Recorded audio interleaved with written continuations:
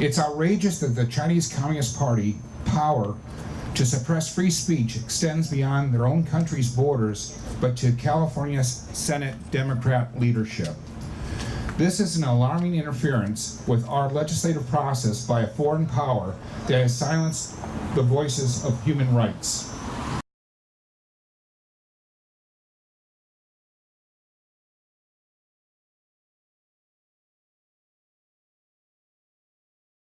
Senator Anderson, thank you for joining our program. It's my pleasure. Thank you for inviting me. So first, we want to ask, why you come here today in front of the Chinese Consulate to speak at a peaceful protest? So what's the reason? Well, I have SJR 10, which recognizes the plight of the Falun Gong in China. And I was disappointed to learn the hegemony that this Chinese consulate has held over the state senate. No foreign government should have this much of a stranglehold on our leadership, and they should not be interfering. The Chinese Communist government should not be interfering with California politics. So how do you know the Falun Gong, and when do you start to learn the persecution in China to the Falun Gong practitioner? Well, when I first got elected to the state legislature back in 2006, some of the practitioners came to me to recognize their faith. And so I was going to write a resolution in support of Falun Gong practitioners, and I received a letter from the Chinese Consulate telling me that I would be banned from China if I did it. I went ahead and did it anyway because we're in America. We respect religious freedom, and we encourage all faiths from all spectrums to practice in liberty. So I did that resolution. I was the only legislator to do it. Everybody else took that letter from the Chinese Consulate and stayed away from the issue. I later received a letter that said I was banned from China, I was considered a terrorist, and that if I go to China, I will be arrested and imprisoned. Later, the next year, one of my constituents had come to me because her mother was traveling in China, and she is a Falun Gong practitioner, and she was arrested and imprisoned. And so we wrote a letter to the President of China, and we worked with the State Department for her safe return.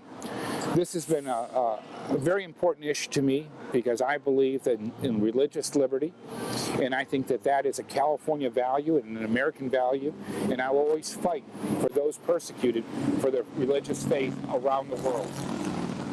Having done that, we saw that Minnesota, that the U.S. Congress passed resolutions in support of Falun Gong practitioners, and I thought the time was right for California to stand up against the Chinese Communist government and the People's Republic of China and stand clear with those being persecuted for religious beliefs. After you're working with the Falun Gong practitioner for 10 years, maybe more than 10 years, what's the impression of the Falun Gong practitioner to you? Well, I've always found them to love their community, to love the people around them. They're the kindest, nicest people I've ever met. This is not a faith that believes in strapping weapons onto their bodies and blowing themselves up. This is a faith that meditates, that is focused on truth. It is principles. They're focused on compassion and forbearance.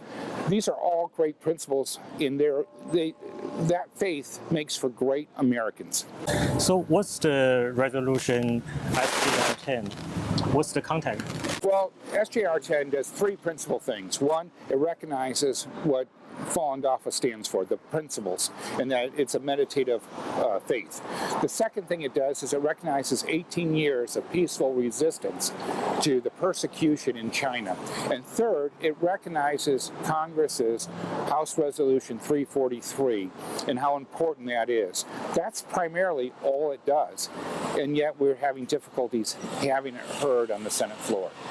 After the resolution passed the judiciary community on August 29, what's happened after that? So it passed through the committee. Everybody voted for it. Nobody voted against it. Everybody voted for it. So it was scheduled to come to the Senate floor so that all the senators could vote on it. but we received a letter from this Chinese consulate, and it went to all the senators and went to the Senate leadership, and they moved the resolution from the Senate floor to the Rules Committee, killing it without a vote. So I am really disappointed that this consulate has a stranglehold on the leadership in the Senate, and that the leadership is kowtowing to their wishes. We should be standing up for Californians, and we should be standing as a Californian value against genocide around the world. So we also received this letter from the Chinese Consulate, and they have the title, but they don't have the people who wrote this letter. They only have the seal of the Chinese Consulate. So what's your first reaction when you received this When letter? I got the letter, I didn't think it would have any influence at all on the state Senate. We're here in the United States. I didn't think that China's hegemony would reach this far into our communities. And yet, a letter like this with simply a stamp and no name on it to associate had the power to kowtow and hold a stranglehold on leadership in the state Senate. And that's wrong. This didn't have any effect on Congress when they passed their resolution. It didn't have any effect, even though the same tactics were used in Minnesota. It didn't stop Minnesota from passing a resolution condemning China for the persecution of Falun Gong. But here in California, sadly, it did. And that's what we're fighting against. That's what we wanted to call out today in our rally. And we want to shine a bright light on Senate leadership so everyone knows that they're the Chinese patsies in California. Every state senator should have a right to vote on SJR 10 because we all should be standing united against genocide in any nation. And yet we know there's a genocide being practiced in China against Falun Dafa. So in this letter from the Chinese government, Chinese consular, they wrote several reasons. The first reason is that the Falun Gong practitioner, they don't have enough evidence to show that organ harvesting exists in China. There are three nations of this world who have taken a strong stance: Israel, Spain, and Taiwan, who have said they have outlawed travel to China for medical reasons because they know that a country that offers the most transplants in the world and yet has no donor program. Like here in the United States, on your driver's license, you can check that you want to be a donor, so that if you're in a car accident or you're dying, they can harvest your organs upon your death to give life to another. In China, they're executing people of faith, Falun Dafa, for their organs and harvesting them and selling them to others. And that's wrong, and that's why we're speaking out so strongly. Human rights organizations around the world are condemning the practice. We have countries all over the world that have come out. Our own Congress last year did a resolution condemning that practice. We know that the World Health Organizations have condemned it. The United Nations have condemned it. Why is it that all these countries and all these organizations have all condemned it? There's plenty of proof. While they deny it, it doesn't mean it's not true. There were people in World War II that said that Jews were not being executed in the Holocaust, and this is no different.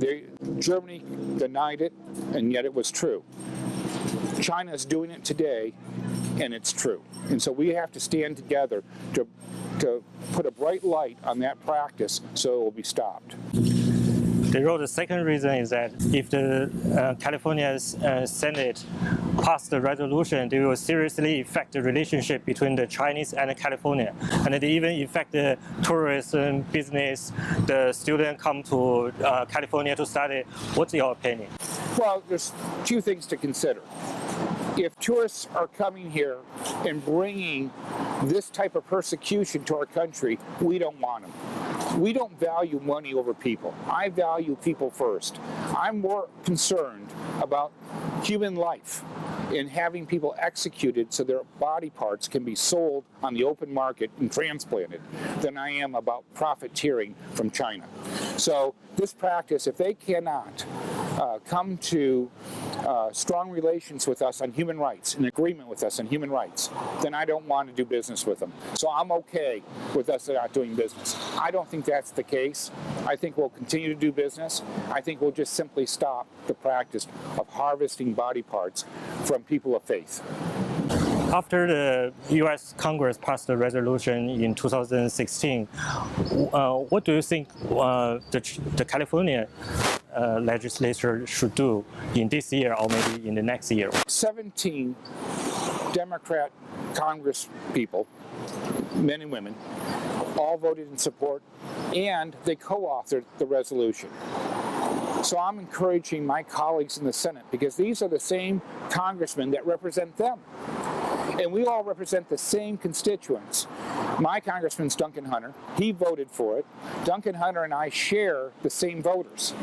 So if he can vote for it, then why can't I vote for it? And I'm asking that question of all my colleagues in the Senate. Why are they so afraid of bucking the Chinese Consulate?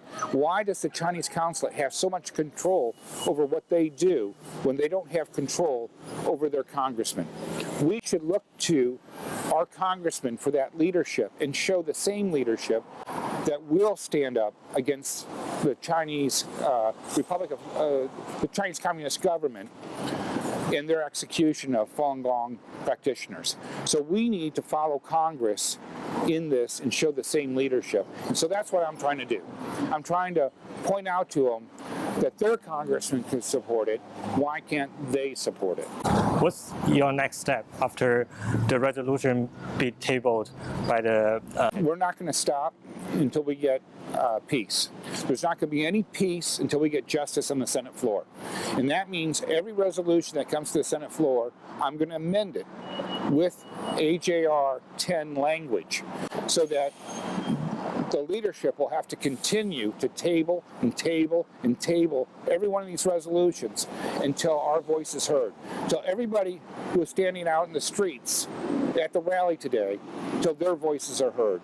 If we don't stand together, we can expect that the Chinese government will continue to bully California leadership and continue to tell them what to do and how to do it.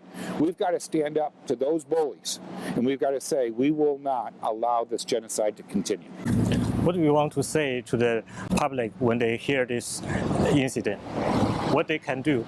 Well, if you're worried that Russia has too much influence over President Trump, you should be more worried that the Chinese consulate has more control and a stranglehold control over Senate leadership. What do you want to say to the people, Chinese people, whether they are in California or they are in mainland China? What do you want to talk to them? I want them to know that it's a California value that we stand with those who are persecuted, and those we stand against those who would perform a genocide on anyone, whether it's Sudan, whether it's Iran, whether it's China. We stand with the people against regimes that would harvest their body organs against their will. And I just want them to stay strong because we're not done fighting for them, and we're not done fighting for their human rights.